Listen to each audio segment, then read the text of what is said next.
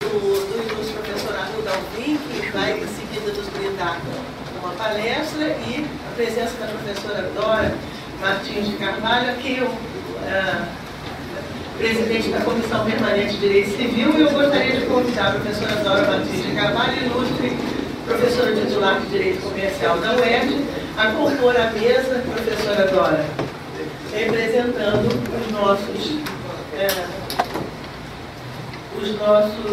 todo o nosso corpo de associados que diligentemente produzem os pareceres do Instituto.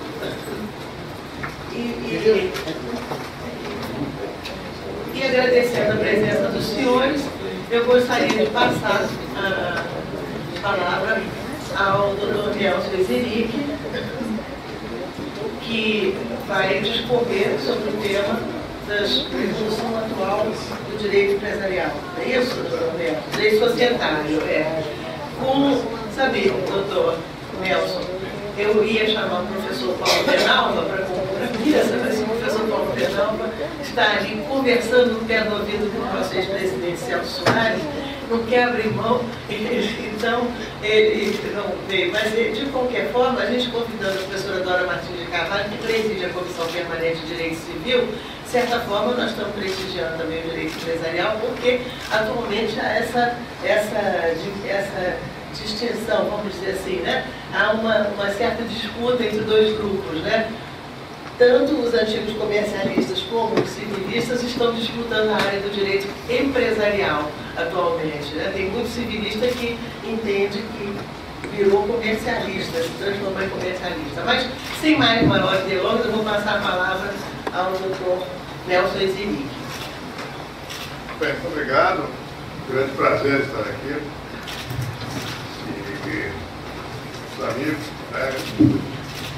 eu agradeço esse convite, é uma oportunidade ímpar de poder falar aqui no IAB sobre a evolução do direito societário, particularmente nesse momento, né, festivo, 170 anos de comemoração do Instituto dos Advogados Brasileiros.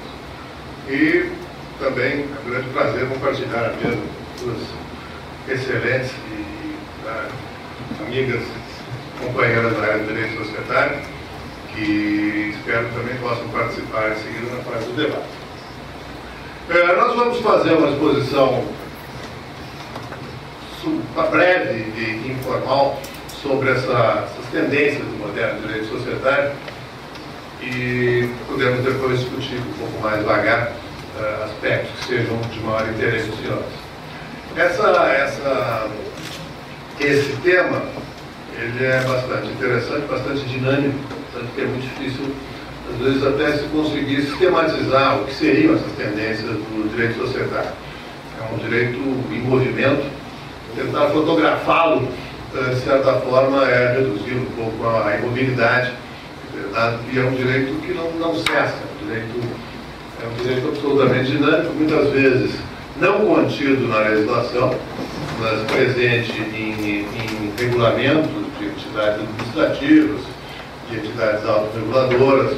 Então nós vamos tentar fazer um apanhado geral de quais são essas tendências e, na parte final, tentar dizer um pouco o que poderemos esperar do direito societário nos próximos anos. Nós vamos nos concentrar mais na questão das sociedades anônimas, porque, de certa forma, são elas que empurram o direito societário para frente. Normalmente, as grandes evoluções que nós verificamos se dão de início nas sociedades anônimas de maior porte, nas companhias abertas. Depois, essas tendências passam para as companhias fechadas e depois para as limitadas. As limitadas, sociedades simples, vão um pouco a reboque das tendências que se verificam nas sociedades anônimas. O que não necessariamente é bom. Muitas vezes nós vemos tendências do legislador de exagerar um pouco nessa tendência quase publicista que se confere às grandes companhias e engessar, muitas vezes indevidamente, as sociedades limitadas, as sociedades simples, como se verificou, inclusive, no Código Civil. O problema que nós temos hoje de sociedades limitadas, excessivamente engessadas por normas quanto a quórum, quanto a formalidades e daí por diante. Mas, de qualquer forma, vamos nos concentrar um pouco mais nas características, então, e na evolução principalmente das sociedades por ações e vendo seus reflexos também nos demais tipos societários. Então, quando se fala em sociedades por ações, quais são as principais características? São a responsabilidade limitada dos acionistas, a possibilidade de livre transferência dos valores mobiliários, particularmente suas ações, a delegação de poderes à administração e normas de proteção àqueles que compram as ações, normas de proteção aos investidores. Esse, inclusive, é um tema que hoje está presente nos jornais, temos verificado muitas matérias do jornal, inclusive a respeito de companhias que eventualmente poderiam estar causando prejuízos aos investidores, quais são as reações que as autoridades vêm apresentando. Então, vistas essas enumeradas as principais características das sociedades por ações, responsabilidade limitada, valores imobiliários livremente transferidos, delegação de poderes da administração e proteção aos investidores, vamos ver como que essas principais características têm evoluído no Brasil ao longo das últimas décadas. Quais são as principais modificações e as principais tendências com relação a esses aspectos essenciais do direito societário. A primeira questão da responsabilidade limitada dos acionistas, que é a que se verifica também nas demais sociedades, no momento em que se cria uma pessoa jurídica, seja uma limitada, seja uma sociedade anônima, se separa o patrimônio da pessoa jurídica do patrimônio dos sócios, do patrimônio dos acionistas. É um princípio fundamental em matéria de direito societário que permite, inclusive, o desenvolvimento normal dos negócios. Se houvesse sempre a responsabilidade dos sócios ou acionistas, nós teríamos a quase impossibilidade do desenvolvimento do direito do negócio. Essa tendência, esse princípio da responsabilidade limitada dos acionistas, ele vem sofrendo algumas restrições, né? Ele vem sofrendo alguns abrandamentos. Primeiro, quando se verifica uma tendência crescente na jurisprudência de levantamento, o chamado véu corporativo, de levantamento da personalidade jurídica para atingir a pessoa dos acionistas, a pessoa dos sócios, né? A teoria do disregard, o levantamento do véu corporativo para que se possa atingir e responsabilizar os sócios, os acionistas, quando há casos de fraude, quando há casos de utilização da pessoa jurídica em proveito próprio. Essa é uma tendência que se verifica na jurisprudência muito acentuada. A jurisprudência dos tribunais, particularmente em grupos de sociedades, tem acentuado essa responsabilidade pessoal dos acionistas ou sócios em matéria tributária e em matéria previdenciária e, inclusive, em questões trabalhistas. Há uma tendência no sentido de se abrandar, então, esse princípio da separação entre patrimônio do sócio e patrimônio da pessoa jurídica. Essa é uma primeira restrição, então, que a prática dos tribunais vem trazendo a essa separação. A segunda, que é igualmente importante, se refere à responsabilidade do acionista controlador. Quando se fala em separação de patrimônio e responsabilidade limitada, tem que se levar em conta que em certas circunstâncias responde o acionista controlador pelos danos que ele estiver causando à companhia pelo seu agir. Nesse caso, então, a lei da DCA enumera uma série de dispositivos, uma série de princípios e uma série de um elenco de deveres do acionista controlador, em que ele responde diante da sociedade e diante dos demais acionistas pelos prejuízos que ele causar. O princípio básico aqui é que ele deve agir no interesse da sociedade, no interesse social. Quando ele age em interesse próprio, lesando a sociedade ou seus acionistas minoritários, ele pode ser responsável civilmente. A jurisprudência aqui é bastante cautelosa. Os tribunais têm exigido uma série de comprovações de prova de dano, aplica os princípios rigidamente da responsabilidade subjetiva, não aceita a inversão do ônus da prova, de maneira que, em matéria de jurisprudência judicial, ela é bastante tímida quanto à questão da responsabilidade do acionista controlador. Diversamente é a jurisprudência administrativa da Comissão dos Valores Imobiliários, em que nós podemos verificar vários casos que vêm sendo julgados e punidos acionistas controladores de sociedades por ações, por abuso do poder de controle. Essa questão do controle acionário, ela vem também passando por uma evolução bastante interessante na nossa prática de direito societário. E nós tínhamos tradicionalmente a figura do acionista controlador, né, definido como aquele que, ou visto como aquele que detém a maioria do capital votante. O acionista controlador sempre foi identificado como aquele que detém a maioria do capital votante e usa esse seu poder de controle para dirigir os negócios sociais. Essa figura é a figura clássica do acionista majoritário, a figura que nós estamos acostumados a ver em nosso direito e em nossa prática. Mais recentemente, porém, nós começamos a verificar um fenômeno interessante, já visto em outras economias, uma certa separação entre a propriedade acionária e o controle efetivo dos negócios sociais. Então, já verificou na Inglaterra, nos Estados Unidos, e agora se verifica também em outros países da Europa, e no Brasil se começa a ter esse movimento no sentido da pulverização das ações e da fragmentação do controle acionário em grandes sociedades anônimas. Então nós passamos a verificar outras modalidades de controle acionário. Além do controle majoritário, que é aquele que o principal acionista tem mais da metade das ações votantes, nós começamos a verificar vários casos em que o controle é minoritário. O controle é minoritário. Quem exerce o controle tem menos da metade do capital votante. Como o restante do capital está disperso, está pulverizado, às vezes uma pessoa, um grupo de pessoas com 30%, com 40% pode controlar uma companhia aberta de grande porte. Então é o chamado controle minoritário.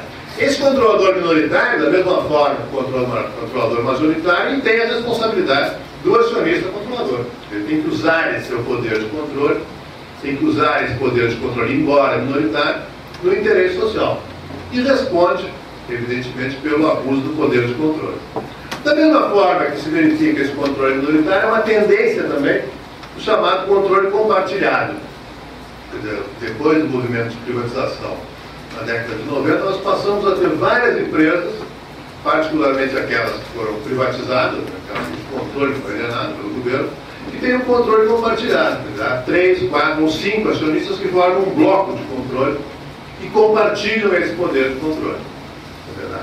Por ocasião da privatização, vocês lembram, tivemos vários casos em que a companhia era adquirida em conjunto por um banco, por uma companhia operadora, às vezes multinacional, por fundos de pensão, né, e por investidores qualificados que compravam em conjunto o controle da companhia privatizada, assinavam um acordo de acionistas e passavam a exercer o controle de forma compartilhada. Essa é uma modalidade extremamente interessante que vem trazendo muita discussão, tanto na doutrina quanto na jurisprudência, sobre a questão da caracterização desse bloco de controle. Há um bloco de acionistas, singularmente considerados, nenhum deles é o acionista controlador, mas uma vez que atuam em conjunto, eles constituem um bloco de controle e são acionistas controladores. Então, vem se trazendo a discussão judicial, inclusive, em vários casos, arbitral também, sobre a caracterização do bloco de controle, sobre a eficácia dos acordos de acionistas, sobre a questão do direito de preferência entre os membros do bloco de controle e, muito particularmente, sobre as questões decorrentes da alienação do controle nessas companhias. Vários casos bastante significativos foram sendo trazidos à CVM, aos tribunais, sobre a questão da oferta pública de aquisição, do direito de preferência, por ocasião da alienação de um controle compartilhado. Nessas companhias de controle compartilhado se verifica, inclusive, uma questão bastante interessante, em que a prática se distancia bastante do direito. Então, em companhias que têm o controle compartilhado, ou mesmo controle minoritário, a decisão dos negócios sociais se dá não na Assembleia Geral.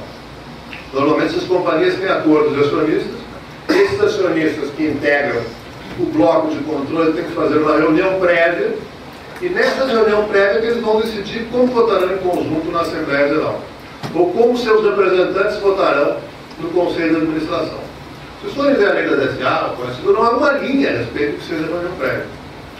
É um instituto consagrado pela prática, como tantos outros direitos societários, contratual, está contido no acordo dos acionistas, e, no entanto, é através da reunião prévia, que se chega à decisão numa grande sociedade anônima. E essa decisão será chancelada na Assembleia Geral. Então, a Assembleia Geral, embora tenha aquela liturgia, né, tem as formalidades de convocação, tem os editais e por diante, nessas companhias, que são em grande número, ela é um mero ato de chancela, de homologação de uma decisão já tomada antes, em reunião prévia, que é regulada em acordo de acionistas. Não há qualquer tipo de regulação na Lei de Sociedades Anônimas ou mesmo no Código Civil sobre essa reunião prévia. Então, as questões que são trazidas aos tribunais ou à arbitragem, envolvendo a forma de deliberação e a forma de decisão numa reunião prévia, elas são normalmente decididas com recurso à analogia. Então, vai fazer analogia com a Assembleia Geral ou analogia com a reunião do Conselho de Administração, para que se possa ver, então, quais são as regras, os princípios aplicáveis nessas reuniões prévias. Por isso que quem analisou um acordo de acionistas de uma grande companhia dessa, controle compartilhado, deve ter verificado que se dedica páginas e páginas, às vezes 30, 40 páginas, à reunião prévia. Porque não há nada na lei. Se não for excessivo, se não for detalhadamente regulado no acordo de acionistas, não se terá a segurança jurídica necessária para que as decisões sejam tomadas.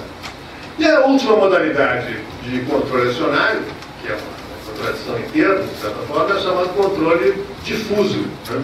Nesse caso, não há controle acionário. Há algumas companhias, principalmente as que abriram capital nos últimos 10 anos, que pulverizaram tanto seu capital votante que não há a figura do acionista controlador. Nessas companhias, então, a figura principal é do administrador. É o administrador que dirige efetivamente os negócios sociais, é o executivo profissional que toca de fato a companhia, já que não há acionista majoritário. Essas decisões vão ser tomadas em Assembleia Geral, na grande maioria dos casos, mediante voto por procuração. Você deve ter visto já, nesses filmes americanos, essas guerras de procuração, basicamente é para que a administração consiga ou permanecer nas suas posições, eternizando-se muitas vezes, ou um grupo dissidente consegue um número de procurações maior, vai lá na Assembleia e destitui os administradores que ali estão se perpetuando. Então, nessas companhias com controle difuso, com controle pulverizado, a figura essencial, a figura primordial é a figura do administrador, não mais do acionista. É o administrador que conduz efetivamente os negócios sociais. Essas companhias hoje, poderíamos identificar umas 20, 25 no Brasil, que têm o controle efetivamente pulverizado, que quase todas, ou todas, integram o chamado novo mercado, né? O novo mercado da Bolsa de Valores de São Paulo, em que se negociam as principais companhias que têm feito abertura de capital nos últimos anos. Então, nós evoluímos de um modelo de controle majoritário, de controle cristalizado, para um modelo em que se verifica cada vez mais controle minoritário, controle compartilhado e muitas vezes esse chamado controle difuso, em que não há propriamente a figura do acionista controlador. Então, o primeiro ponto, o primeiro princípio da separação da responsabilidade do acionista com relação à sociedade foi sendo mitigado ao longo do tempo com a caracterização da responsabilidade do controlador, né, com o levantamento do véu corporativo e com essas diferentes modalidades de controle acionário. A segunda característica principal, dentre as principais, nós falamos primeiro, é a questão da delegação de poderes à administração. Entendeu? Cada vez mais o que se verifica, então, é que os gestores profissionais são os principais atores nessa sociedade, o mesmo acontecendo também nas limitadas. Se for ver o Código Civil, se muda com relação ao regime anterior e se passa a aceitar a figura do administrador profissional. Aquela figura do sócio-gerente, né, que já era anacrônica ao tempo em que se promulgou, já não tão novo, é chamado novo Código Civil, tende a ser cada vez menos utilizado, principalmente em limitadas de maior porte, em que nós temos também a figura do administrador profissional. Os sócios podem eleger um administrador profissional, ou vários, que se encarregarão então da gestão da companhia. Essa delegação crescente de poderes se dá tanto com relação ao Conselho de Administração, que é o órgão superior da companhia, como com relação aos diretores da diretoria, que constitui o órgão de gestão ordinária dos negócios sociais e de representação da companhia. Quais são as principais evoluções nessa matéria? Primeiro, há uma tendência crescente de se criar comitês de assessoramento ao Conselho de Administração. Pegarem as grandes companhias, quase todas elas, junto ao Conselho de Administração, funciona um comitê independente. Um comitê de assessoramento a esse conselho. Comitê de auditoria, comitê de recursos humanos, né, um comitê de recursos naturais, um comitê de proteção ao meio ambiente. Então, há uma tendência muito grande nesse sentido de se criar esses comitês como órgãos de assessoria ao Conselho de Administração. E, em se tratando de instituições financeiras, é obrigatória a existência de um comitê de auditoria. Todos os bancos têm necessariamente um comitê de auditoria que assessora o Conselho de Administração em matéria de assuntos contábeis. Como é que tem evoluído a legislação e a prática dos tribunais nesse sentido? O que se verifica cada vez mais é uma ênfase com relação aos deveres de lealdade dos administradores. O dever de atuar no interesse da companhia, o dever de evitar situações de conflito de interesse e, principalmente, normalmente dá mais notícias ou não, o dever de não utilizar informações da companhia em proveito próprio. A proibição chamada insider trading, que está dentro da companhia, que usa as informações confidenciais da companhia em proveito próprio. Então nós temos tido nos últimos anos vários casos trazidos principalmente à CVM e alguns casos aos tribunais em matéria penal. A proibição ao insider trading passou a ser também um ilícito penal. Tivemos já alguns casos em que se propôs ação penal pública, vários deles foi feito um acordo. E, interessantemente, há uma atuação conjunta aqui da CVM com o Ministério Público, quando há um caso de insider formation. Além do inquérito administrativo, se tem ação do Ministério Público, e em alguns casos, já decididos, inclusive, o ilícito é cometido aqui e no exterior.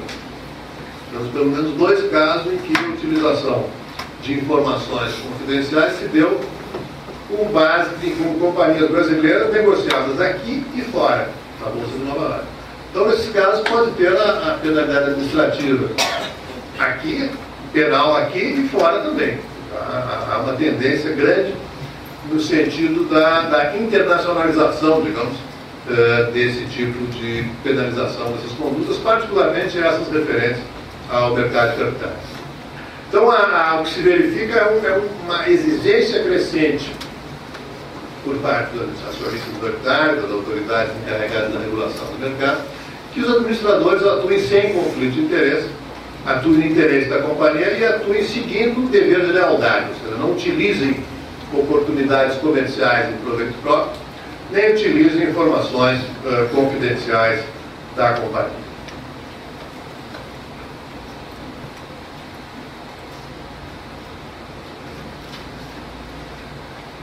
Com relação às grandes companhias, particularmente se verifica uma evolução bastante interessante no sistema de proteção aos investidores. É um assunto que está presente nos jornais, quase todos os dias, que se refere à crescente pulverização de ações, a crescente crescimento do mercado, que traz sempre a demanda por maior proteção aos investidores. O princípio básico da regulação, tanto na lei da DSA, a regulação dos mercados de capitais, é o da transparência de informações. Esse é o princípio que existe em todas as legislações e foi adotado também entre nós. A ideia é de que o Estado não escolhe quais são as companhias que vão vender ações ao público. O Estado não diz qual é a companhia que pode abrir capital, que pode fechar capital. Ou seja, basicamente o que o Estado faz através da CVM é exigir a prestação de informações. Então, quando se discute, está se discutindo hoje em dia algumas companhias, né, que deram um prejuízo muito grande aos investidores, tem que se qualificar bem essa discussão do ponto de vista jurídico. Porque em muitos casos, esses fatores de risco são apontados. Não cabe ao Estado impedir uma companhia de fazer uma emissão pública de ações, de vender as suas ações publicamente. O que ele pode fazer é exigir que ela preste as informações. E, se for o caso, exigir que esclareça quais são os fatores de risco desse investimento. Então, uma vez informados, os investidores, em princípio, podem avaliar se eles querem ou não comprar aquelas ações. Então, esse é o princípio básico da legislação nessa matéria e que vem sendo mantido e aperfeiçoado. Quer dizer, a alternativa seria um sistema em que o funcionário público dissesse: olha, essa companhia pode abrir o capital, aquela não pode, eu gosto desse setor, não gosto daquele, acho que essa companhia é muito arriscada, acho que aquela outra é mais segura, escolho essa e não escolho aquela. Vocês podem imaginar o problema que teria, um número enorme de problemas que nós teríamos atribuindo ao funcionário público o poder de escolher quais companhias que podem ou não abrir o seu capital, vender suas ações, né? Então, esse é o primeiro princípio que vem sendo aperfeiçoado ao longo do tempo e que tem trazido muita discussão. A segunda questão bastante importante com relação a esse tema é qual é o regime jurídico aplicado. É a Lei 6385, a lei que regula o mercado de capitais, ou é o Código de Defesa do Consumidor? Essa é uma questão que vem tendo, não só no Brasil, nem no direito comparado, uma evolução extremamente interessante, que é a crescente aplicação do Código de Defesa do Consumidor em demandas oriundas do mercado de capitais. Por quê? Basicamente porque, do ponto de vista do julgador, torna-se mais fácil a decisão. Inverte o ônus da prova. Né? Equiparando o investidor ao consumidor, a inversão do ônus da prova, e cabe ao réu aqui provar que ele não cometeu o ato ilícito, que ele não causou um prejuízo ao investidor. Por que essa tendência? Basicamente porque no Código de Defesa do Consumidor se considera também como prestador de serviços aquele que presta serviços de natureza financeira, as instituições financeiras. Né? E a súmula do STJ foi também nessa linha, que constitui consumidor para os efeitos do Código de Defesa do Consumidor aquele que recebe os serviços, né? Compra os serviços prestados por instituições financeiras. Eu estava vendo um levantamento não conclusivo da Fundação Getúlio Vargas, em que dizia que quase 80% dos casos levados ao judiciário envolvendo matéria de mercado de capitais eram decididos mediante a aplicação do Código de Defesa do Consumidor. Então é uma tendência bastante notável nos tribunais, essa de se equiparar o investidor ao consumidor. Quando se trata de serviços prestados por instituições financeiras, de fato, o Código de Defesa do Consumidor equipara esses serviços à figura do investidor, aqui, a figura do consumidor. Que são os casos envolvendo vendas de cotas de fundo mútuo. Vários casos desses foram trazidos aos tribunais com decisões favoráveis aos investidores. Casos de serviços prestados pelos bancos, né? Aluguel de cofres, desconto duplicado, tipicamente prestação de serviços financeiros. Porém, a questão fica mais complicada quando se trata de companhias abertas. Se uma companhia faz uma emissão pública, poderia ela ser equiparada a uma instituição financeira? Seria isso um serviço financeiro? A meu ver, seria bastante difícil essa equiparação, porque não há prestação de um serviço financeiro como aquele prestado por um banco quando aluga um cofre, quando desconta uma duplicata, quando administra um fundo mútuo de investimentos e daí por diante. Então se coloca uma questão que é bastante interessante, que ainda não há uma orientação jurisprudencial nesse sentido, dessas emissões públicas de ações. A companhia faz uma emissão pública, o investidor se sente lesado. Ele eventualmente poderia propor uma ação com base no CDC contra a instituição financeira que fez o underwriting, que fez a venda dos títulos do mercado, intermediou essa venda, mas dificilmente seria bem sucedido na ação contra a companhia emissora. que afinal seria a maior responsável. Então nós podemos ter aqui a aplicação diante de uma mesma situação da Lei 6385, a Lei da TCA para a companhia aberta, que emitiu os títulos, e do Código de Defesa do Consumidor para a instituição financeira. De qualquer maneira, essa é uma tendência bastante notável, e não só no Brasil, nós vemos em outros países também a equiparação do investidor à figura do consumidor de serviços financeiros. É evidente que aqui tem que se ter uma cautela bastante grande também quando se verifica quem é esse investidor. Se ele é de fato hipossuficiente ou não. Então, se vocês pegarem grandes fundos de private equity, de investidores estrangeiros, de fundos de pensão norte-americanos que aplicam no Brasil, considerá-los como hipossuficientes seria um exagero absoluto. A figura aqui do hipossuficiente, que se pode equiparar à figura do consumidor, seria de fato a figura do investidor individual, né? Aquela figura da senhora que utiliza sua poupança, do pequeno investidor que está lá tentando fazer uma aplicação em bolsa de valores. De qualquer forma, essa é uma tendência bastante interessante na regulação das companhias da vida.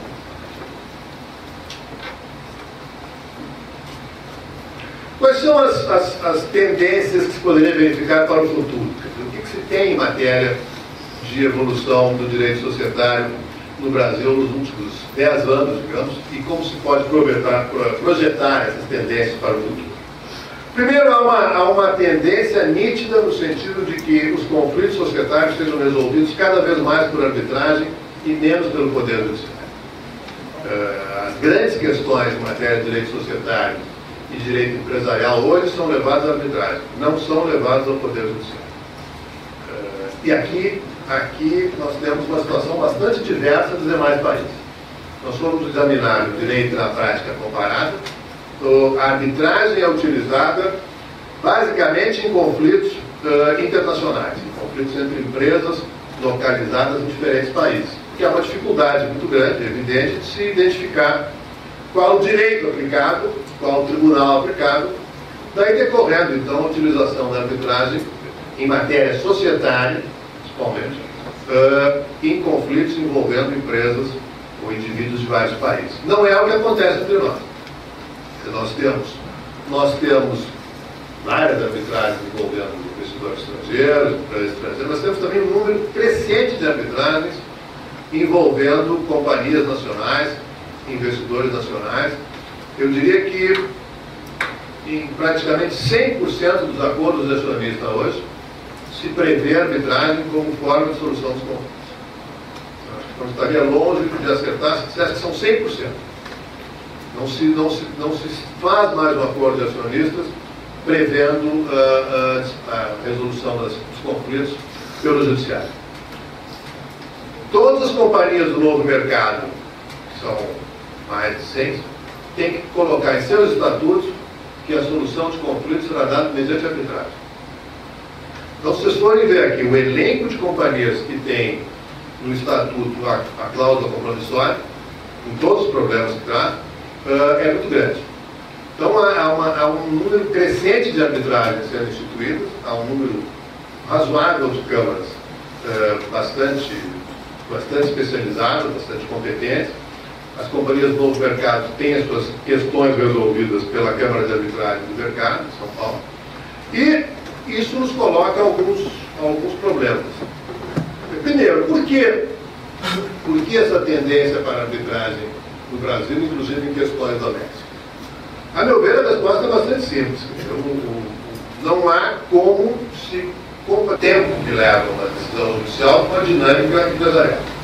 É quase impossível se esperar 8, 10, 12 anos por uma decisão judicial quando se trata de um conflito entre grandes empresas. Ou quando se está discutindo se o aumento de capital foi válido ou não foi válido. Vocês se recordam, quase décadas atrás, houve um caso sério da Telebrás, que na época era uma das companhias com ações mais negociadas do mercado, ela fez um aumento de capital. E como alguns acionistas disseram, a CBN inclusive, que o aumento de capital foi feito de maneira errada. O preço de emissão das ações não foi correto. Então, os acionistas entraram com uma ação judicial, a companhia foi impedida de fazer a emissão das ações. Ela emitiu recibos de subscrição que dariam direito às ações quando o aumento de capital fosse considerado legítimo. Então, durante uns 10 a 12 anos, se negociou um recibo de subscrição, cujo valor oscilava em bolsa dependendo das decisões judiciais. Em primeira instância, o aumento de capital foi considerado legítimo, sobe o recibo. Segunda instância, desce o recibo. Então, é absolutamente incompatível com a dinâmica empresarial a espera por uma decisão judicial que pode levar 10 a 12 anos. Daí, então, essa utilização crescente da arbitragem, em que os árbitros são escolhidos pelas partes, e os dois árbitros são escolhidos pelas partes, escolhem um terceiro, e nós temos, então, decisões mais técnicas e mais rápidas. Qual é o problema disso? O problema é que não se forma uma orientação em direito societário. As decisões são sigilosas. Então, não se pode falar numa jurisprudência arbitral de mérito. Nós temos algumas cortes internacionais que publicam suas decisões, mas basicamente o que se aproveita dessas decisões são questões de interpretação das normas sobre arbitragem. Porque cada caso é diferente do outro, cada caso é um tribunal arbitral diferente. Nunca vai se ter o caso semelhante julgado pelo mesmo tribunal. Cada caso é uma composição diferente de julgadores. Então não há como se ter uma jurisprudência em matéria de arbitragem. O que, de certa forma, nos leva a uma situação contraditória. Por um lado, em termos práticos é mais conveniente, o direito é aplicado mais rapidamente, mais tecnicamente. Por outro lado, não evolui essa matéria. A jurisprudência arbitral em matéria societária praticamente não existe, não é divulgado. Então não se tem uma evolução de como aplicar, de como saber quais são as orientações dos tribunais arbitrais. De qualquer forma, foi uma solução tipicamente brasileira. Nós temos há muito tempo feito uma reforma no judiciário e na nossa legislação processual que permitisse uma maior agilidade das decisões. O que nós fizemos foi uma espécie de um jeitinho tipicamente nacional, que já que o judiciário não está funcionando, então se institucionaliza e se promove uma solução de conflitos de maneira mais rápida do que através do judiciário. A outra tendência que se verifica também em matéria de evolução do direito societário é de criação e funcionamento de um número cada vez maior de entidades autorreguladoras. Porque cada vez mais são, além de se ter a atuação do CVM, do Banco Central, de entidades administrativas, o próprio mercado vai criando entidades de autorregulação, como é o caso da Bolsa de Valores, São Paulo. Quer dizer, hoje a advocacia nessa matéria vai ter uma companhia que tem uma emissão pública, que vai fazer um aumento de capital em bolsa, ou que vai ter que divulgar um fato relevante. As autoridades, entre aspas, envolvidas são a CVM e a Bolsa de Valores. Elas que vão dizer qual é o tipo de divulgação que tem que ser feita, qual é o fato relevante que tem que ser publicado. Então, em normas administrativas da CVM, instruções e em normas de autorregulação da Bolsa. Há muitos anos atrás, o professor Fábio, quando ele comparado, escreveu um artigo clássico chamado Indispensável do Direito Econômico, em que ele já apontava essa tendência do direito econômico, do direito societário, que ele chamava uma espécie de um direito de segundo grau, um direito contido em instruções, em portarias, em resoluções de entidades autorreguladoras que na prática muitas vezes suplantavam o próprio direito chamado oficial, que é aquele direito contido em códigos. Então, o que se vê essa tendência no sentido da autorregulação, que a Bolsa de Valores cada vez mais regula as companhias administradas. Se criou há pouco um comitê de aquisições e fusões, o CAF, que deve regular também numa forma de autorregulação os processos de fusões, de cisões, de incorporação de ações, de incorporação de empresas. E se verifica também isso através de outras entidades que exercem funções de autorregulação. Tudo isso nos mostra um quadro de evolução do direito societário que é cada vez mais multiforme, as fontes do direito são cada vez mais múltiplas, muitas vezes menos aparentes, muitas vezes mais difíceis de serem identificadas, porque vêm de fontes muito diversas, o que cria, de certa forma, no legislador uma reação de tentar controlar esse caráter multiforme do direito societário, de tentar regular essa tendência, que hoje se verifica com esse projeto do Código Comercial. Há quase uma tendência no sentido do Estado reagir a esse dinamismo, a essa característica multiforme do direito societário, através da discussão que se tem hoje de um código comercial que é como se tentasse colocar no mesmo documento legal, todos os princípios e todas as normas de regulação do direito empresarial, do direito alimentar, do direito societário, dos títulos de crédito, o que, a meu ver, embora tarefa hercúlea e, de certa forma, impossível, dada a realidade do direito societário hoje. De qualquer maneira, é uma matéria que ainda vai provavelmente despertar muita discussão nos próximos anos para discutir essa matéria, e é uma evolução que se percebe, de um lado, um crescimento um pouco desordenado e sistemático desse direito societário, e, do outro lado, uma tentativa de discipliná-lo, de conformá-lo a princípios mais estáveis, que se expressa nessa discussão do novo Código Comercial. Com essas observações que eu queria fazer, coloco à disposição para discutir com os colegas qualquer ponto e aprofundar um pouco mais. Muito obrigado.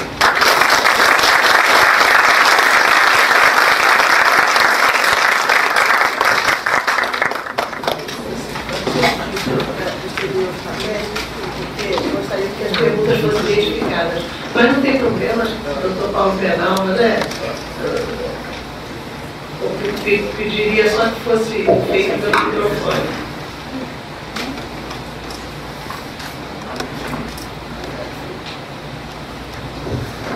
Gostaria de parabenizar o professor Nelson Felipe pela excelente palestra. E eu tenho 3 dúvidas aqui. Uma delas o senhor já até abordou a respeito à arbitragem. Tem uma comissão para operar a lei de arbitragem, e eu gostaria de ouvir a opinião do senhor se realmente há necessidade de alterar, o que precisava ser alterado. A outra dúvida também que eu tenho é que hoje em dia, com uma certa frequência, os tribunais estão aplicando às sociedades o artigo 5º da Constituição da República, inciso 20, segundo o qual ninguém é obrigado a se manter associado. E eu, sinceramente, tenho muita dúvida em relação a isso. Eu já vi casos, até um que chegou no STJ, que o pedido de solução parcial foi exatamente esse fundamento. Olha, eu não sou obrigado a manter como sócio, e se retirou. E o terceiro caso, professor, também que está tendo uma dimensão cada vez maior, é o pedido de solução parcial das sociedades, adotando o critério do balanço de liquidação. E eu vi até um professor, que eu fiquei, de certa forma, preocupado, defendendo essa possibilidade até mesmo na companhia aberta. Então, essas 3 questões que eu acho que são questões importantes, que inclusive têm sido debatidas no tribunal, eu gostaria de ouvir a opinião do senhor. Muito obrigado, colega Paulo. Essas questões são realmente talvez as mais importantes dessa matéria de evolução do direito societário. Paulo Pernalva tem uma experiência bastante grande nessas matérias. Primeira questão da arbitragem, se há necessidade de alteração da lei ou não. A meu ver, não. A lei é boa, a lei tem alguns problemas, qualquer lei. Mas, de um modo geral, a lei é boa, não vejo necessidade de se alterar. Pelo que eu estou acompanhando, as alterações serão muito poucas. Serão poucas. Talvez tratem mais da mediação, que realmente é um assunto que é algum tipo de tratamento legal. E algumas questões envolvendo, talvez as conversas que eu tenho tido com o membro da comissão, algumas questões envolvendo direito societário poderiam ser pacificadas numa nova lei, na mudança dos tópicos da lei de arbitragem. Ainda não foi levado ao tribunal, tem um caso a decidir. Paulo, mas a questão referente à alteração do Estatuto Social para se incluir a cláusula de arbitragem. Essa é uma questão interessante. Se é necessária a concordância de todos os acionistas ou não, e se os acionistas discordantes estão ou não também vinculados à cláusula de compromisso. Essa questão está sendo discutida durante a comissão. A minha opinião é que os acionistas, aqueles que já estão na companhia, fundam a companhia, são obrigados, não vejo nenhuma dúvida. Aqueles que compram as ações depois de alterado o estatuto também são obrigados a entrar na companhia livremente, submetendo o seu estatuto social. A única questão que realmente me parece complicada é aquele que vai à Assembleia e discorda da alteração do estatuto. Ele seria obrigado a cláusula compromissoria contra a sua vontade. A meu ver, esse é um caso que é muito difícil de se obrigar. O fundamento da arbitragem é o acordo de vontade. Então, com relação a essa hipótese, o direito tributário italiano se permite um recesso. Aquele que discorda sai e recebe prova para o tribunal de ações. Então, essa é uma questão que, em matéria de direito societário, pode ser relevante com relação àquele acionista que discorda da alteração do estatuto para incluir a cláusula de arbitragem. Então, essa poderia ser uma alternativa para criar mais uma hipótese de recesso. Com relação às questões da aplicação do artigo 5º, inciso 5º da Constituição, e a questão da dissolução, as questões são juntas, as questões são bastante associadas. Essa, a meu ver, é uma involução da jurisprudência em matéria de direito societário. A jurisprudência começou a se firmar no sentido da dissolução parcial em tratando de sociedades limitadas. Casos de ações judiciais que eram propostas para dissolver a sociedade, o tribunal, tendo em vista o princípio da preservação da empresa, aceitava a dissolução parcial com a retirada do acionista reclamante. E mantinha a empresa funcionando. O que se verifica agora é uma tendência no sentido de se aplicar a dissolução também à sociedade anônima, dissolução parcial, que é incorreta. A sociedade anônima não tem direito de acesso. São aquelas hipóteses permitidas e previstas na lei. Então se ampliou a aplicação da dissolução parcial para a sociedade anônima. Os casos que eu vi com decisões da STJ, porém, tem uma particularidade, são holdings familiares, né? Os dois casos da decisão da STJ são holdings familiares, em que a dissolução da holding familiar leva o acionista da holding à sociedade operacional. Né? Dissolve a holding familiar com brigas internas. Então não havia como manter aquela sociedade e com isso se dissolve a sociedade e os acionistas recebem ações das sociedades operacionais que estão embaixo. É discutível, mas enfim, é até aceitável. O que é mais complicado é se aceitar como princípio geral a possibilidade da dissolução parcial em qualquer sociedade anônima, mesmo que não seja uma holding, e particularmente com a utilização do valor de reembolso com base no balanço de liquidação. Aí é absolutamente contra a lei. A lei não prevê essa possibilidade. A lei prevê claramente que é o balanço social último, se for o caso, mais 60 dias faz um novo balanço. Ou algumas companhias que tenham previsão do estatuto, o que se tem é o valor econômico. Não tem que ter previsão estatutária.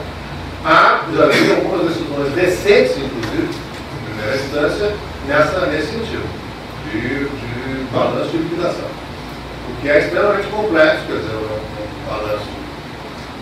balanço feito para a sociedade não se liquidar. Se retirar os ativos, os não receber vão sair. Não para o caso da dissolução parcial da limitada, nem para o caso do recesso numa sociedade anônima de grande porte. Imagina uma grande companhia com cada acionista que vai ser perde um balanço de liquidação. A companhia não vai fazer mais nada. Né?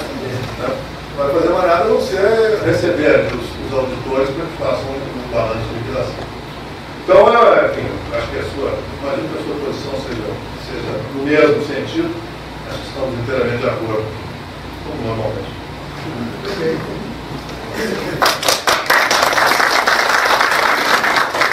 Doutor Jackson, próximo.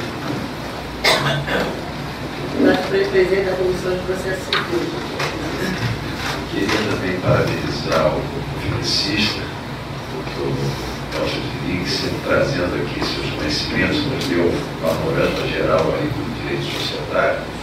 E formular uma pergunta que há poucos dias, né, ela se inspira numa notícia nos jornais de dias atrás, em que houve uma punição de vários administradores de corretoras, distribuidoras de valores, enfim, instituições financeiras na área de mercado de capitais, e essas punições, pelo que eu observei, foram agora aplicadas após um processo de 8 ou 10 anos, né, e vários recursos foram interpostos, etc., mas só agora essas punições foram aplicadas, sendo que algumas delas, pelo valor pecuniário, de multas, etc., realmente não representam, talvez, o ganho que aquelas pessoas, por terem insight, por queijo ou por qualquer outro tipo de ato ilícito, tenham auferido. Né? Me parece que essas punições, então eu perguntaria ao professor se essas punições ainda não são muito brandas em relação a esses atos fraudulentos e ilícitos que são praticados nessa área de mercado de capitais. Bom, vou responder essa pergunta. E é um assunto realmente importante nessa matéria de evolução do direito societário, que diz respeito à eficácia das normas. Que adianta nós temos um sistema de legislação bastante adiantado, se as normas demoram a ser aplicadas ou são aplicadas com alguma leniência. Eu me lembro dessa matéria, do Fernando Globo, acho que o título era até o xerife preguiçoso, que tratava do tempo que tem levado a CVM para a aplicação de penalidades. Esse é um problema que tem solução. O problema deriva do fato de nós termos tido, ao longo dos últimos 30 anos, um aumento muito grande nas atribuições da CVM. O conceito de valor mobiliário foi sendo ampliado, esse mercado aumentou muito e, como vários outros órgãos públicos, não teve um aumento significativo no seu pessoal. Então há uma carência de pessoal. Esse é o primeiro fator. O segundo é a irrelevância de uma série de ilícitos. Um número muito grande de casos são irrelevantes. Você vê que não precisaria instalar um inquérito administrativo, não precisaria julgar.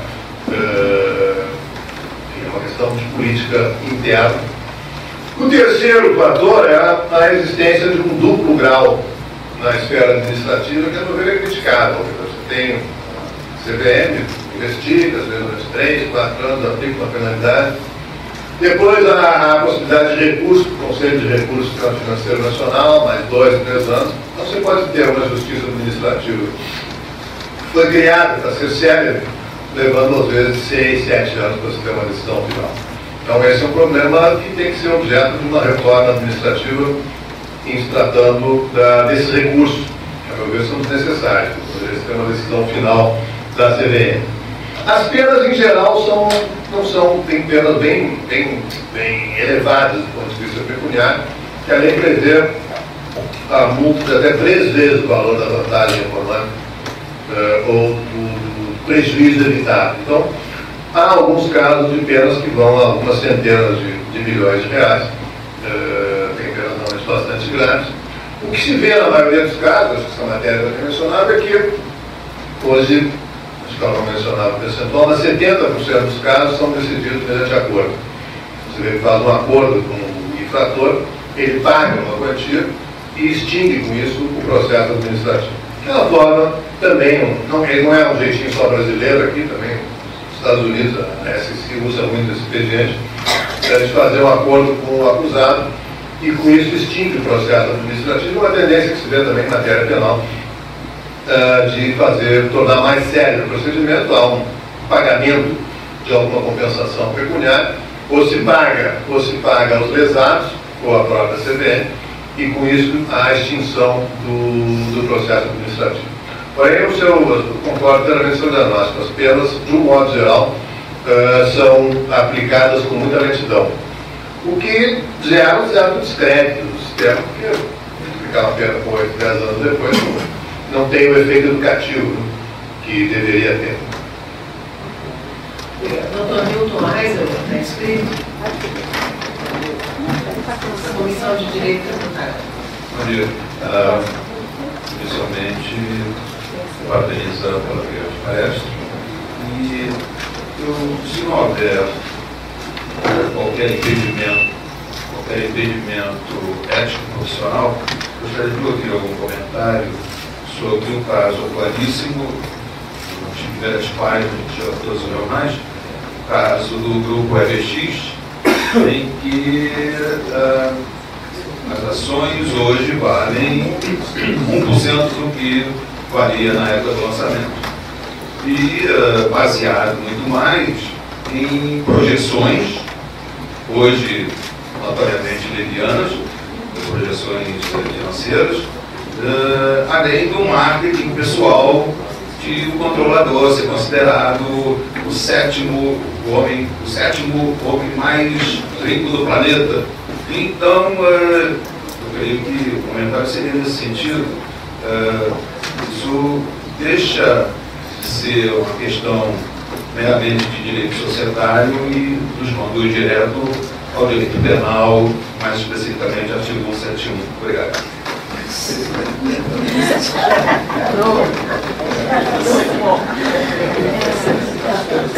O presidente fez a ressalva, se não há algum impedimento profissional. Mas enfim, eu posso fazer alguns comentários não específicos sobre o caso, do que se pode ter de repercussão e de mudança na legislação com relação a isso. Primeiro, é muito difícil se avaliar o caso no seu curso, né?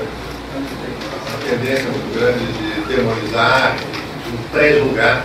Então, seja para um lado, seja para o outro, acho que se pode ter uma noção mais clara do caso depois que se tiver se investigando, provavelmente revelações judiciais propostas, tanto aqui como fora. Então, a partir de então, se poderá ter uma visão melhor do caso. O que se pode prever aqui, quais são as principais discussões aqui, do ponto de vista técnico, jurídico? Primeiro, se os riscos estavam ou não descritos. Essa é talvez a questão principal. Porque quando se faz uma emissão pública de ações, há um prospecto de venda, e nesse prospecto de venda é obrigatório se colocar quais são os riscos do empreendedor. Então, a discussão, a meu ver, do ponto de vista jurídico e societário, vai se centrar na existência ou não de uma descrição completa desses riscos. Se os riscos estavam devidamente descritos, é aquela questão do princípio da transparência. O doutrinador americano, de uma maneira bastante dura, diz que esse princípio é o seguinte: você pode vender ovos podres desde que você diga que são podres. O chamado princípio dos podres. Se estão ali, você pode querer alguém comprar os ovos para jogar político, também demonizados na política. Mas se há descrição dos riscos, a questão é do investidor teria que avaliar. Esse é o problema, digamos, que vai ser discutido do ponto de vista técnico. Se havia descrição dos riscos. Segundo, se as notícias divulgadas, saídas das empresas, eram verdadeiras ou não. Esse princípio de disclosure, divulgação de informações, que pressupõe que se divulguem informações verdadeiras, informações fidedignas. É a segunda questão que vai ser discutida. E, tendo em vista o futuro do direito societário, que se pode vir a discutir se em caso de empresas pré-operacionais ou equiparadas a pré-operacionais, se tem que aplicar esse princípio da transparência dos ovos podres da mesma forma que nas demais. Isso não seria o caso, já tem propõe que nesse tipo de empreendimento só se admita a compra de ações por parte de investidores qualificados. O que gera um outro problema é saber o que é o investidor qualificado. Né? Por que o investidor... É um pouco a mesma discussão quando se trata do direito consumidor. Quem é o hipossuficiente? Né? Quem é o qualificado? Quem é o investidor não qualificado? Mas, enfim, essa é uma discussão que nós começamos a ter sobre empresas ou que são pré-operacionais ou poderiam ser equiparadas a empresas pré-operacionais. Se nesses casos também valeria revisar esse princípio da transparência e eventualmente ter uma atuação mais decisiva por parte do Estado, quando aceita ou não essas emissões públicas de ações. De qualquer maneira, ficou realmente um gosto um gosto ruim essa operação como um todo, no sentido de coisa berinjela, no sentido de que houve uma expectativa, né, de ações que acabaram com as competições. Muito bem. Doutor Exílio, nós temos ainda 3 inscritos aqui. Temos o doutor Rodrigo Fragoso, doutor Duval Viana, vice-presidente, e doutora Dalva Amélia Oliveira, desembargadora do TRT. E eu receio que nós vamos ter que encerrar, porque caso contrário nós vamos atrasar muito a palestra do nosso prezado professor Arruda Alvino. Tá certo? Mas então eu vou pedir a sua gentileza de responder ao doutor Rodrigo Fragoso.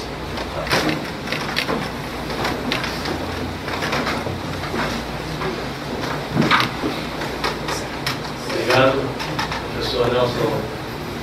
Em primeiro lugar, cumprimentá-lo pela excelente palestra, que nos dá a mostra do como o magistério se beneficia da advocacia, fazendo com que a gente receba as informações que realmente interessam e que estão no dia a dia dos jurisdicionados, de quem vive o tema das normas. Eu vou puxar a brasa para a minha sardinha, perguntando um pouco de direito penal, porque a gente estuda que o direito penal é sempre uma modalidade do direito público de natureza fragmentária, subsidiária. Tá? Então, eu gostaria de ouvir a sua opinião a respeito do crime de manipulação de mercado. O senhor falou do crime de insider trading e, junto com esse crime, veio um outro, que é o do artigo 27C, se não me engano, de manipulação de mercado. A primeira pergunta seria, então, se o senhor acha que existia efetivamente um déficit de tutela jurídica que justificava a incriminação dessa conduta, e, em segundo lugar, se o senhor já teve a oportunidade de, examinando o tipo penal, se ele efetivamente produziu, ele está bem redigido no sentido de punir de modo eficaz aquela conduta. Obrigado. Boa pergunta. Estamos aqui há alguns pontos de intersecção, né, entre o moderno direito societário, direito mercantil e direito penal. Essa tendência de criminalização de condutas capitais no direito comparado se verifica também. Não é uma questão brasileira. Durante muito tempo se discutiu a criminalização de algumas condutas. Na reforma da Lei 6385 se instituiu essas 3 figuras penais: o insider trading, a manipulação e a atuação no mercado sem prévio registro, sem autorização da autoridade competente. Essa terceira é manifestamente excessiva, no sentido de se criminalizar a atuação no mercado sem autorização da autoridade, que tipicamente é ilícito administrativo e como tal tem que ser tratado. As outras duas são comuns no direito comparado, tanto o insider como a manipulação se verificam em quase todas as legislações essas figuras que originalmente eram ilícitos administrativos também passando a ser ilícitos penais. A lei redigiu mal as duas figuras. Redigiu com base em expressões amplas, em estándares legais, não é preciso. A figura da manipulação foi redigida com base em três tipos, né? Pegou 3 tipos administrativos: a prática fraudulenta, a manipulação de preços e a prática não equitativa. Juntou os três conceitos da Instrução 8 da CPM, fez uma salada de frutas e se construiu o tipo penal, que está mal redigido, é confuso, não vi aplicado nenhuma vez ainda. Não vi nenhum caso em que tenha tido a aplicação do tipo da manipulação do mercado, embora já tenha visto algum de insider. E quando for aplicado vai dar uma dor de cabeça muito grande no julgador, porque é um tipo aberto, de contornos muito pouco precisos, e que, a meu ver, talvez coubesse melhor na esfera do ilícito administrativo e do ilícito penal. De qualquer forma, não é o único a experiência brasileira. Em boa parte das legislações você vê a existência desse tipo. Se nós fôssemos fazer assim, uma tipologia, a melhor definição é do insider, depois da manipulação, e a terceira, que é a atuação no mercado sem autorização da autoridade, é realmente a pior redigido e que dificilmente deve ser aplicada pelo senhor. Obrigada, doutor Nelson. No próximo, a penúltima pergunta, doutor Duval Piazza, nosso vice-presidente.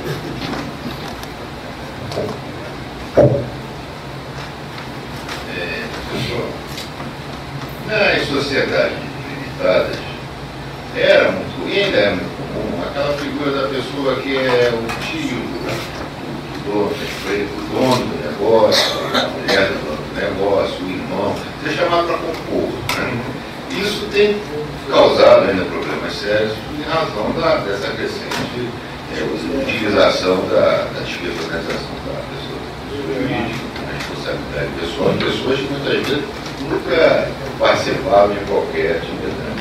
Hoje, pessoas que eram chamadas para tomar ciência da penhora que tem, principalmente no juizado trabalhista, isso aí, hoje já existe realmente, já se iniciou um procedimento no sentido de dar o contraditório a desses casos, né, já previsto. E nós temos, inclusive, casos de advogados que representam entidades com 1%, com 30%. Eu já fui citado, eu fui intimado da penhora de automóveis dentro do juizado trabalhista quando eu representava um grupo que detinha 1% da sociedade, exatamente para compor uma posse ser.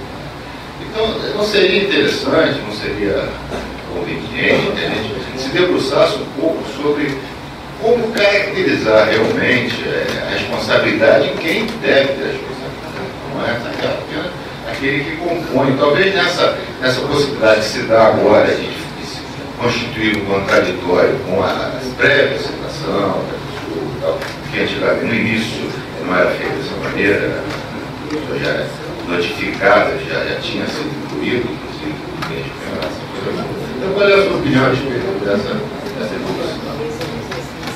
Totalmente de acordo, essa evolução é realmente uma falta nova, é uma involução também do direito societário em matéria de limitados, essa tendência de responsabilização absolutamente incontrolável e aleatória. Eu já tive alguns casos parecidos que a pessoa uma cota, às vezes, nem isso, sendo pelo fato de ser diretor de uma limitada, ou ser procurador, vários colegas nossos tiveram esse problema, de uma sociedade estrangeira, e justamente de se ver ali intimado com penhora online sobre seus bens por ter havido descobrimento de uma obrigação tributária, trabalhista, previdenciária. Então houve uma evolução, uma involução, a meu ver, muito nítida por parte dos tribunais. Uma tendência realmente é essa, no sentido de se ter um prévio contraditório antes de se passar a penhora, que eu já estou vendo alguns tribunais aceitarem essa tendência. Talvez fosse importante termos mais claro o limite dessa responsabilidade do gestor e do sócio na limitada. O Código Civil regulou mal a sociedade limitada, deixou essa brecha. Acho que hoje se há algo que é importante se ter disciplinado, é a sociedade limitada. Sem dúvida, ele vai ser objeto de alguma discussão em algum projeto, se não tiver contido no código, um projeto de código comercial, um projeto específico de reforma da limitada, incluindo, inclusive, essa limitação do Poder Judiciário. Bem, doutor Nelson, eu queria passar a pergunta da doutora Dalma Amélia de Oliveira, desembargadora do TRT, pediria a senhora que fosse o microfone. Essa vai ser a última pergunta, doutor Nelson. E nós, em seguida, vamos agradecer ao doutor Nelson e fazer um intervalozinho de 5 minutos para recompor a mesa. Primeiramente, eu quero parabenizar o IAB pela conferência, porque é um evento de magnitude. Ontem tivemos 2 excelentes palestras e hoje, mais uma vez, eu fiquei muito impressionado com o conteúdo e com a profundidade do tema que o senhor realmente desenvolveu. E a minha pergunta, na verdade, era complemento a que foi feita agora, foi formulada agora. Eu sou juíza do trabalho, recentemente passado como desembargador, e vejo que tem proliferado de uma maneira bastante confusa a questão das regragens, a teoria das regragens. Tem sido adotada profundamente, profusamente, E eu entendo que deveria realmente merecer um estudo mais aprofundado, uma reflexão e tal, porque a gente só utiliza o Código do Consumidor. A única legislação que a gente tem para adotar essa teoria é o Código do Consumidor. Acho que é um avanço, sem dúvida que é um avanço, porque afinal de contas não só o Brasil, mas o mundo inteiro quer um judiciário não só sério, mas também eficiente, eficaz, que dê efetividade às suas decisões. De tal maneira que o judiciário trabalhista viu para dar uma eficácia às suas decisões, foi adotar a teoria das legais. Então, eu acho que há uma contribuição muito grande, embora o senhor acabou de dizer que acha uma involução. Mas, enfim, acho que merece uma reflexão. Então, o senhor até já disse como é que o senhor fez. Então, já ultrapassando essa pergunta, o senhor já disse como é que ele entende a questão, eu passo para a segunda, que é a mediação na solução dos conflitos trabalhistas. E, segundo um lado, a Justiça do Trabalho adota profundamente a teoria da desregada, do outro lado, ela abomina totalmente a mediação e a arbitragem como solução de conflitos trabalhistas. Simplesmente não é assim. Como é que o senhor veria isso? E a terceira pergunta, desculpe eu abusar, se o senhor já vislumbra uma possibilidade de associação dos incautos acionistas das empresas do senhor Jaime Batista. Obrigada.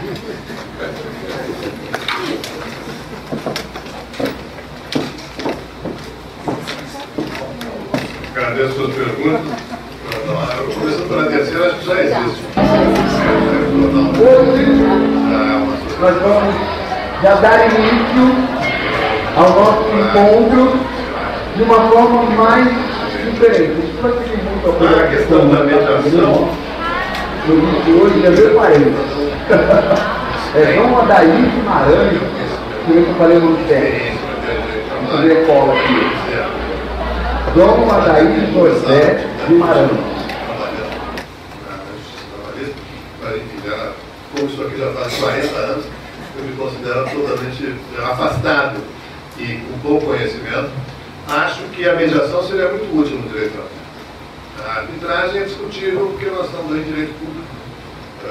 Não é um direito, a lei de arbitragem prevê como requisito o fato de ser um direito disponível. Direito patrimonial disponível. A patrimonial não é discutível se seja um direito disponível. Agora, a mediação seria de extrema utilidade. Provavelmente teria um efeito muito importante até para agilizar o trabalho, né? Torná-la realmente bem mais séria e desembaraçar um pouco os juízes que exercem na prática, a minha memória exerce a função de mediação. No primeiro momento que o juiz se depara com o caso, ele tenta mediá-lo. Eu não sei se tem estatística, mas eu acredito que a maior parte das vezes é um sucesso. O primeiro filtro que o juiz não deixa de dizer quais são os direitos das partes envolvidas é uma forma de mediação. E muitos se resolvem ali. Se talvez houvesse uma etapa anterior, antes de chegar ao juiz com mediadores profissionais, poderia aliviar um pouco a tarefa do judiciário, do juiz, e tornar a justiça mais séria. Então, acho que essa é uma tendência. Primeiro, você tem direito de família, está utilizando bastante a mediação, feita por psicólogos, profissionais da área. O direito do trabalho parece que poderia ter essa evolução também. E a questão do desregado, o problema aqui é que nós temos, não é que a teoria é boa, mas ela foi ampliada excessivamente. A ideia do desregado é que se utilizasse essa teoria em duas hipóteses: fraude e abuso de direito. Começou-se a utilizar a teoria não como exceção, porque ela é uma exceção, a separação da pessoa jurídica do acionista, do sócio da empresa, mas como uma regra. E como aconteceu isso, se passou enquanto regra, se passou a utilizar o desregado de forma quase automática, quase autônoma, sem se verificar se há fraude, se há abuso de direito ou se há confusão patrimonial, que é claro que o Código Civil também exprime para que se possa desconsiderar a personalidade jurídica. Então, como em vários outros ramos, atividades jurídicas, mesmo das nossas vidas, a gente tem uma tendência no Brasil de exagerar a exceção e torná-la uma regra, que eu acho que está acontecendo aí também. Muito bem, muito obrigada, doutor Nelson Federici, faça suas mãos no seu. Muito obrigada, e nós vamos então aplaudir e vamos fazer.